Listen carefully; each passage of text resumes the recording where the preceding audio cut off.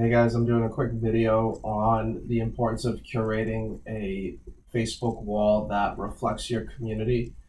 This can be extended to Instagram as well, but the Instagram is much more mobile native than desktop. So we're going to do this on Facebook, but the same concept can be applied to your Instagram feed.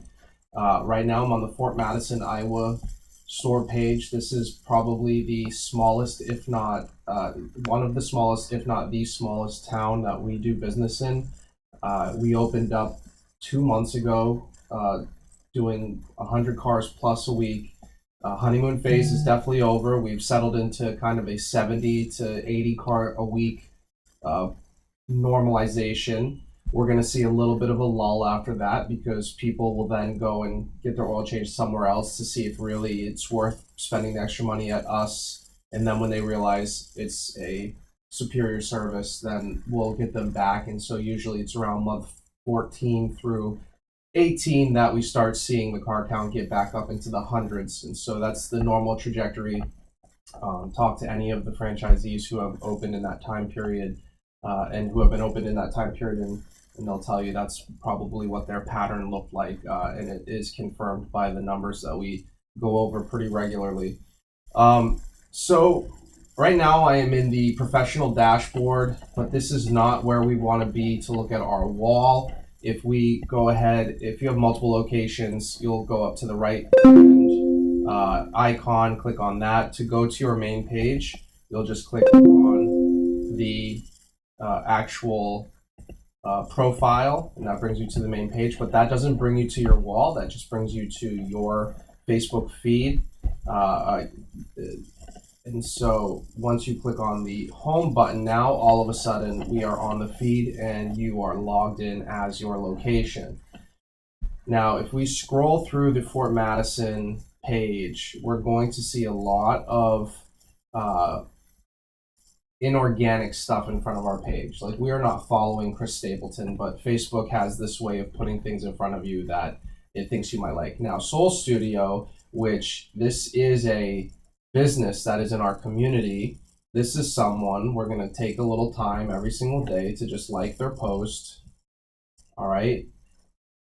The Hy-Vee, Fort Madison.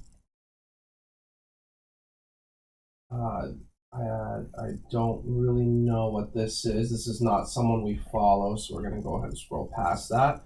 Fort Madison Furniture, let's go ahead and like their post. Visit Fort Madison, let's go ahead and like their post. Buffalo 61 Bar and Grill, great restaurant in Fort Madison. And what we're doing is we're cultivating a feed that reflects our community, so that over time, not only will the owners of these businesses see the interaction, but you're going to have a feed that will not have these other things filling up your space like the Lifestar and the Chris Stapleton. Your feed will solely be businesses from your community. And so the way that you get that is by searching them out, obviously. And I do highly recommend everybody go look at the 2 cent video, because that's probably the best video on creating a community of engagement around your Facebook page and your business.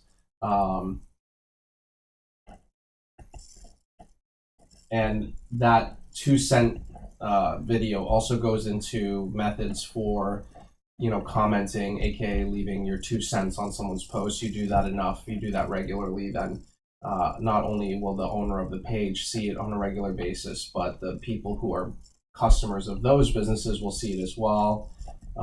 It also is a good strategy with the Facebook groups. Now, not all groups allow pages to join. Sometimes you have to join from your personal page, which that's going to be a personal preference if you're going to want to be a part of a Facebook community group with your personal page or post. I do encourage everybody to join their local community Facebook group. Doesn't mean you have to post, but it is smart to be aware of the things that are being said within your community. This kind of community outreach is done passively. It's not, it's a cold version of outreach. It's not in your face. It's not high pressure. It's not, anxiety riddled, which some people don't like picking up the phone and calling businesses. Some people don't like knocking on doors and going door to door.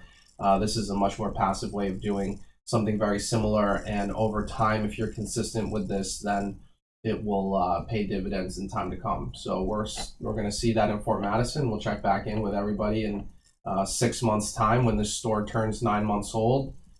In 7 months, it's been open 2 months, and we'll see what the car count's looking like. Thanks, guys.